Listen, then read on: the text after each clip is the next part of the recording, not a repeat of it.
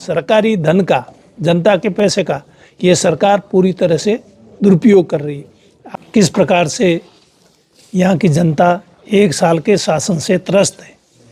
बिजली का आता पता नहीं, पानी का आता पता नहीं, स्कूलों में अध्यापक नहीं, बिना पैसे के कोई काम होता नहीं। तो इस प्रकार के हालात आज इस समय है। 1 साल के अंदर ये हालात हो चुके हैं।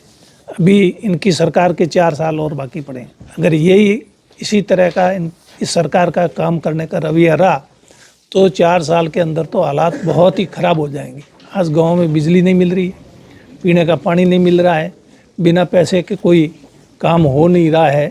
तो फिर इस 1 साल की सरकार की आप कोई उपलब्धि की बात तो छोड़ो, जो पुरानी योजनाएं हैं, जैसे बिजली पहले ठीक मिलती थी 6 घंटे बिना किसी रुकावट के मिलती थी, वो नहीं मिल रही है। पीने के पानी की बात है, अभी आज JJM की मीटिंग होगी सांसद महोदय की अध्यक्षता में। इन्होंने बताया, लोगों से पूछा, लोगों से क्या, मैं भी गांव में रहता हूं, मेरा भी गांव में घर है, पाइपलाइन लगा दी है, मेरे वहाँ पानी नहीं आता है। और बाईतू में भी है, भीमजी में भी, और बालोतरा के पास में भी है, जानियाना, दोनों जगह पाइपलाइनें लगा दी गई है, लेकिन पानी का अता पता नहीं है कहीं। पहले पुरानी पाइपलाइनें लगी हुई थी, उसमें पानी आता था, वही भी बंद हो गया, नई पाइपलाइन। तो इसलिए जो जल जीवन मिशन में सरकार ने बजट दिया है वो उसकी बंदर बांट हो रही है। उसके अलावा जनता को उससे कोई फ़ायदा नहीं है। तो सरकार का पैसा खर्च होने से जनता को क्या मिला? जनता को तो पानी मिले तो सरकार के पैसे का उपयोग है, नहीं तो दुरुपयोग है। आज बिजली के डिमांड के पैसे लोगों ने, चाहे वो घर कनेक्शन है चाहे कुओं के कनेक्शन है, जमा कराए हुए साल से ऊपर हो गया, 1.5 साल तक हो गया कईयों को, और उनको ट्रांसफ़र नहीं मिला। उन्होंने डिमांड के पैसे बेचारों ने ब्याज पे लेकर के और पैसा जमा कराया इस उम्मीद से कि हमको सीजन में कनेक्शन मिल जाएगा तो हम फसल पैदा करके अपनी ये कर्जा वापस चुकाएंगे। लेकिन किसान रो रहे हैं, आम आदमी, मजदूर, कोई भी किसी तरह की सुनवाई नहीं। यहाँ जिस प्रकार से जैसे कंपनियाँ आई है, वो कंपनियाँ यहाँ के लोकल लोगों को तो कोई काम पे लगाती नहीं है। तो जब लोकल लोगों को कोई काम नहीं मिला तो यहाँ ये जो इतना निवेश किया या ये कंपनी आई, इससे यहाँ के लोगों को क्या फ़ायदा हुआ? तो सरकार पूरी तरह से फेल है, कोई काम कर नहीं रही है, और 4 साल में तो बहुत बुरा हाल हो जाएगा। और ख़ास करके अभी संसद के अंदर भारत के गृह मंत्री अमित शाह ने जो बयान दिया, उससे देश की जनता में बहुत आक्रोश है। केवल कांग्रेस पार्टी के लोगों ने, पूरी देश की जनता में ये आक्रोश है। यहाँ तक कि भारतीय जनता पार्टी से जुड़े लोगों में भी बहुत भारी आक्रोश है, लेकिन उनकी मजबूरी वो इस तरह से खुल के सामने नहीं आ सकती। अंदर ही अंदर वो भी दुखी है इस तरह के बयान से, क्योंकि उन्होंने इस प्रकार का बयान दिया कि क्या अम्बेडकर कर रखा है? क्या अम्बेडकर जी का नाम लेना कोई गुनाह है क्या? जिस व्यक्ति ने इस देश को संविधान दिया, आज उस संविधान की वजह से ये देश चल रहा है। आज मोदी जी और अमित शाह जिन पदों पर बैठे हैं, क्या ये इस संविधान नहीं होता तो ये इन पदों पे बैठ जाते क्या?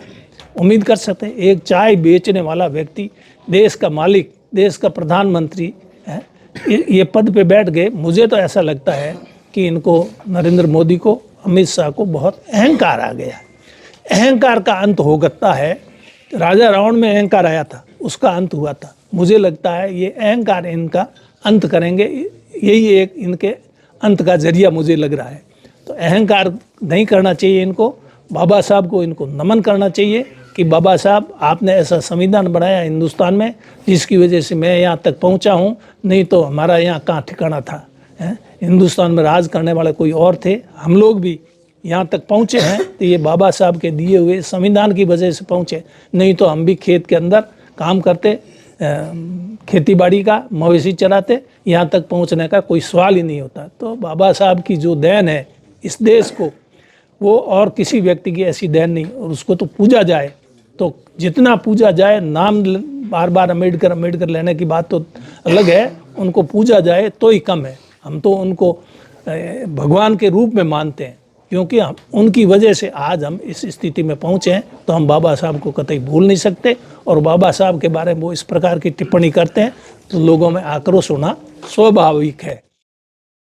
आज रैली निकाली गई, कलेक्टर साहब को राष्ट्रपति जी के नाम से ज्ञापन दिया गया और यहाँ ये प्रेस वार्ता आयोजित की गई। आप लोग यहाँ पधारे, आपका भी इस प्रेस वार्ता में स्वागत करते हैं।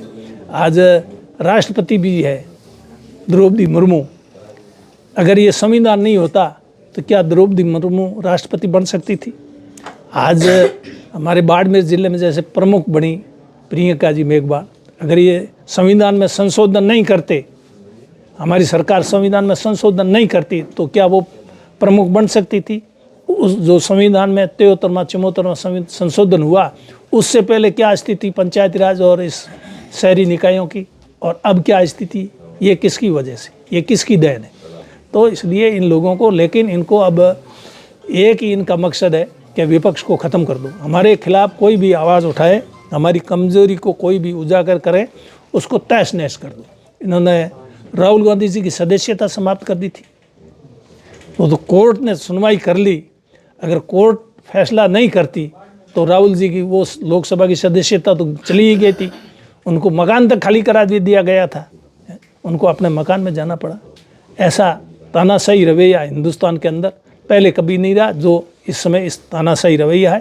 तानाशाही के खिलाफ जनता सड़कों पे उतरेगी और इनकी तानाशाही खत्म होगी, ऐसा मैं मानता हूँ।